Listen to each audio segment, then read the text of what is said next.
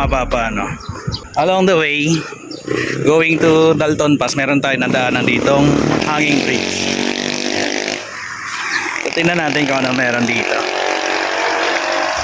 Hindi ko alam kung anong lugar na to eh. Basta nadaanan lang natin kasi ang destination natin ngayon is Dalton Pass sa may Santa Fe. So nakakatuwa lang at napansin ko sa malayo meron ganito. Kaya naisipan na natin daanan.